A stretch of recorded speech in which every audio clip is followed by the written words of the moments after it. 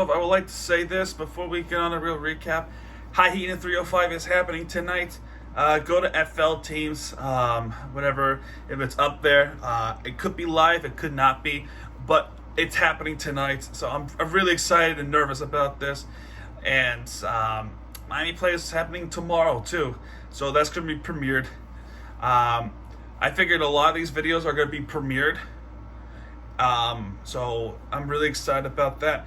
And right now, as time goes on, the 4th of July is happening, the summer is happening, and I'm trying to mentally get together. So yeah, I'm gonna try to not get caught up on, what's happening in the outside world of me. Right now I'm focused on this video, hopefully. Okay. So, alright, let's talk about a little bit of Miami FC, because I think it is a disappointment. So, in this game, we lost 3-1 over LA Galaxy 2 by Joshua Drake, Michael Salazar, 2 quick goals, followed up by Kyle Murphy's Miami goal and Preston Jude to put the game away for LA Galaxy. Not much else. I didn't watch the game, so I can't give you a full recap on it. But that's where it's at. Now let's talk about the Marlins. So the Marlins, on Monday we played the Mets, and yeah, this was not a good game. We lost 6-0 against New York from a kind of walk, and this is Trevor Rogers pitching. Escobar has sacrifice fly. McNeil scored on a wild pitch, and Alonso and Escobar also put the game away. 6-0 New York. That's all.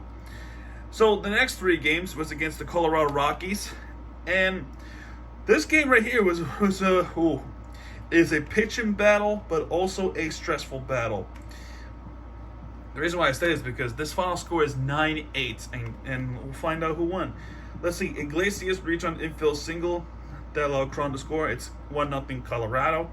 And knowing Colorado, the sports world, they want this win, because the Avalanche are trying to win the Stanley Cup. Rogers doubled the deep right. It's 3-0 Colorado. McMahon homered. That is 4-0 Colorado. So an ugly game so far. However, we came back and we take the lead at the end of the 4th. Garcia homered to right center, and that was a 3-run home run. Jesus Sanchez has a homer to center. It's a tied ball game. And John Birdie singled to right. Fortes scored. It's 5-4 Miami. So we take the lead right there. McMahon tied the game with deep center on a double, 5-5.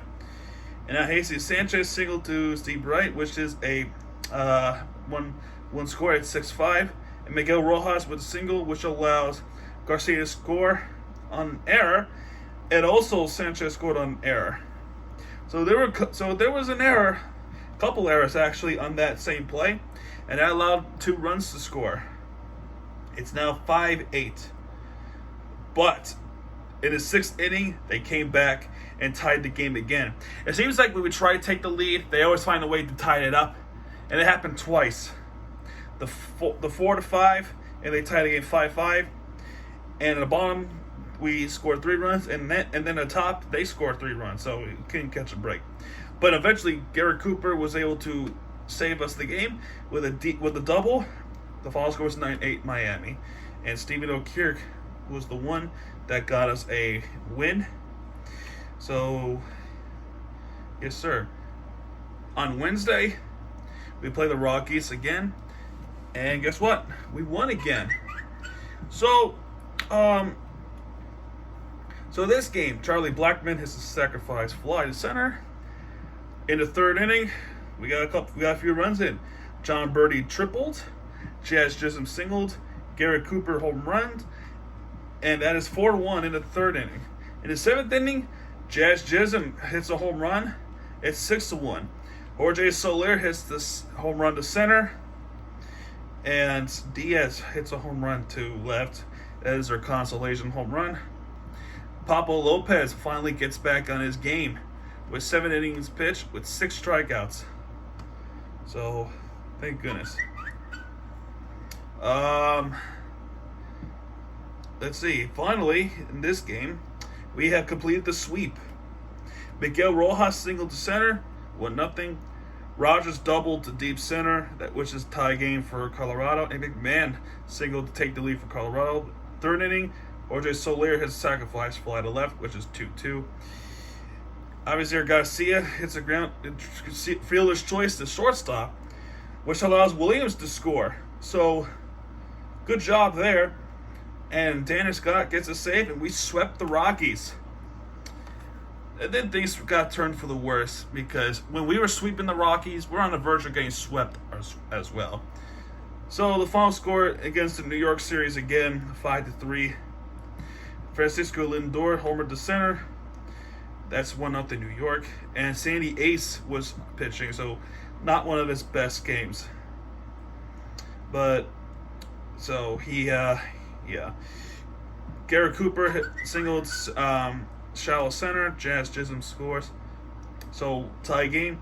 In the 5th inning, Kana homer to left. It's 2-1. Jorge Soler with grounded to seconds, which is when Birdie scores. 2-2. Francisco Lindor also doubled deep center. Lindor was everywhere. And so was Starlin Marte. It's a 3-run hit. Cooper walked on the bad pitch. It is 5-3 New York, and that is where it ends there. There was some history made in the series, and as well as the last. John Birdie gets the most steals in a row in Marlins history, I think. On Saturday, it's the same score, 5-3. But this time, Yacobanis, who was praised by Marlins fans in the last game, this game, he got us an L. Because it was a tie game, and he allowed 1 home run to lose us the game. So, Trevor Rogers was pitching in this one, and he gave up 3 runs. By Alonso home run, Kana, and Escobar for New York. Miami, they would tie it up by Sanchez and De La Cruz home run. So this is an interesting stat, and I'm gonna tell you the stat. I'm sorry, I'm a little bit stressed out from all the mental stress that I'm currently in the personal life.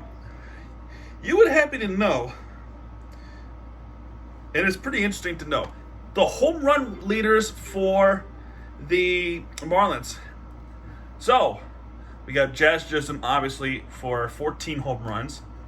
Jorge Soler with 13 home runs. Jesus Sanchez with 10 home runs.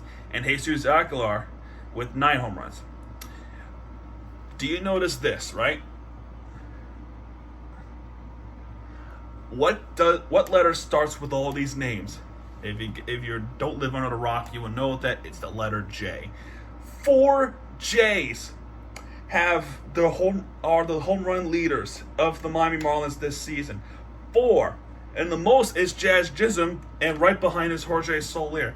Isn't it coincidental? I believe in 8th inning, we had an opportunity if it wasn't for one thing, right? There was actually an opportunity for us in the bottom of the 8th inning, but the umpires were not good. This umpire was making those bad strike 3 calls that was plenty out of the zone, and he struck us out. And I'm going to go back to what I said last week about Don Mattingly, and the question still remains, should Don Mattingly be fired? Now that, because of what's going on with the strike calls, it doesn't even feel like he has the team's back. There is clearly a clubhouse issue and a management issue, as well as the front office issue. So the front office issue is obvious, but now that we're being told this, and even the New York broadcasters were catching on this, because New Yorkers, like myself, we don't hold anything back into our feelings, and that is the mental stress partially if you're an honest New Yorker or you're an aggressive one. But New York's broadcast would catch this on, and they even said there is a clubhouse problem. Bally Sports Florida might not catch up on this because they have to broadcast their own team, but it seems clear that since the meeting there has been a clubhouse problem. What happened here?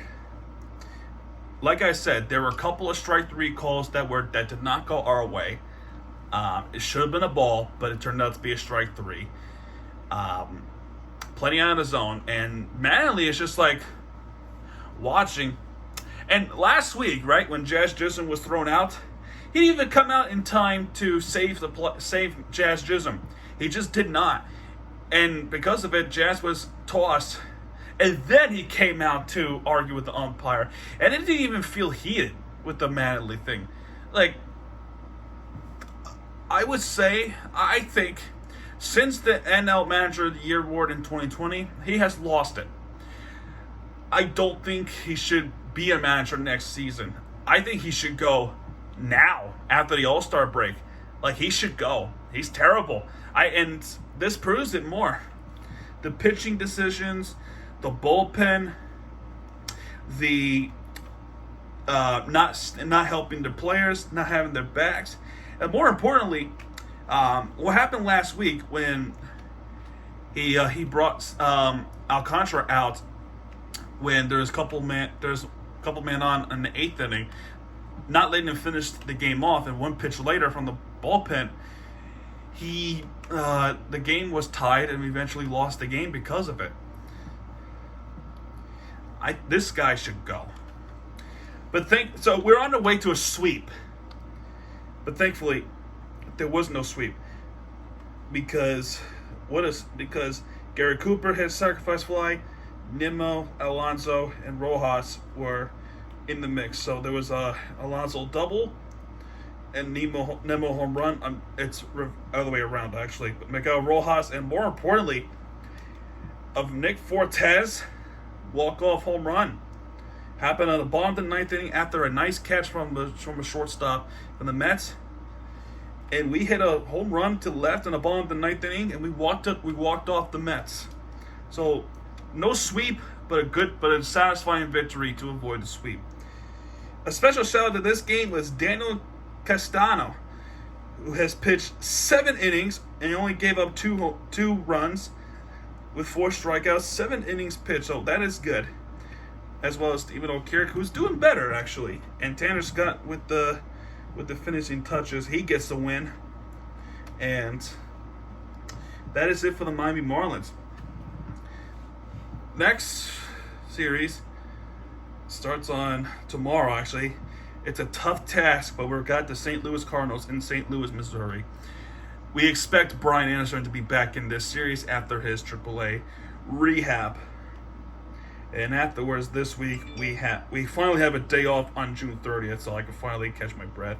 And then we got a very winnable Washington Nationals in Washington D.C. So yeah, and then July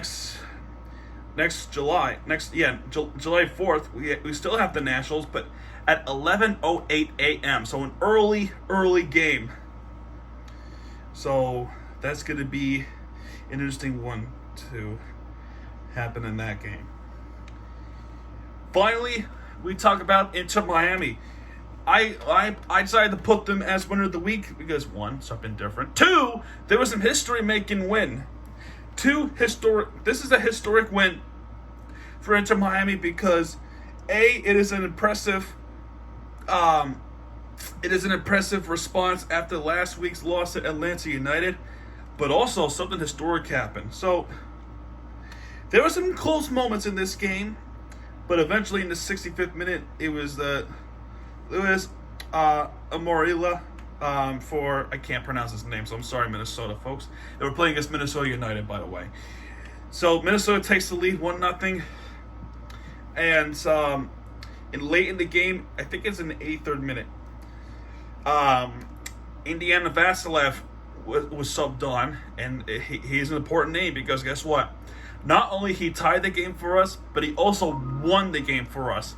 And in the span of 6 minutes, 2 goals in 6 minutes at death, an equalizer and the game winner. And he did that in the 87th minute and the 90th minute. So that was some clutch move by Indiana Vasilev. And boy, wow. I can't think of a clutch moment like that since Leonardo Campana, who scored his hat trick, as well as he puts the game away on a numerous occasions for Inter Miami. And apparently have another one. Indiana Vasilev made some history. And yeah, that's pretty much it. Coming up next for Inter Miami, it's also on July 4th against FC Dallas, and this is a road game. So yeah, that's going to do it for this video. This is a special episode, but also a relatively short one too, because it is episode 25, and we are halfway through the year because of it. I started episode 1 back in January 9th, I think. So second week of January, and here we are in the last week of June, and we're halfway done with the year, and we did 25 episodes in. So it's been a good run. So I decided this. I'm gonna do a NBA Summer League recap for the Miami Heats because I just cannot do Marlins into Miami and even Miami FC all the time. Summer, it's the summertime for Miami folks has really been like the slowest because the Marlins are not known for being a good team this season. Until they get a good team, not much excitement has happened. And Inter Miami too, they are inconsistent, as well as the Marlins are also inconsistent. So I decided I'm gonna do NBA Summer League as well, and maybe there'll be some different winner of the weeks for the Miami Heat as well. And speaking of the Miami Heat, now that we talked about the score recaps, let's talk about something else. So the NBA draft happened, and we got a player from Europe. His name is Nikola Jovic, like Jovic, not like Nikola Jovic or something like that. Nikola Jovic with the J with the O. Yeah, we got him in a 27th pick in the first round. And we also signed some free agents, undrafted players, who are going to be playing in the Summer League as well. For example, Orlando Robinson from Fresno State. We're also going to make this mark. So it's a big addition for us as well. Another thing too, the Florida Panthers, we have signed a new coach from Winnipeg, and if you ask me, oh my gosh, I don't know how I make about this hiring, because I feel like we could have had a better hiring, or we can even keep Andrew Burnett as our main head coach. But Florida Panthers signed the guy named Paul Maurice from Winnipeg Jets, not known for playoff success, but knowing him, I feel like he's more a defensive. He's more of a defensive-minded coach, and our mindset was always been an offensive mind. So who knows? Maybe things could be different. We should give him a chance for this one. So Florida Panthers fans are a little bit jumping to the conclusions, saying that he's not going to win us any rings, or he's going to sell most of the guys out. And Patrick Hornquist is one of those people who are not going to return. He is probably retiring, as well as Joe Thornton. So, I don't know. I have no idea. One way to find out after, the Stanley Cup, because Stanley Cup is almost over. It could be tonight. It could be Wednesday. So we'll find out. We'll find out for sure this week. For the Miami Heat, there's some rumors. We could get Kevin Durant. We could also get Kyrie Irving.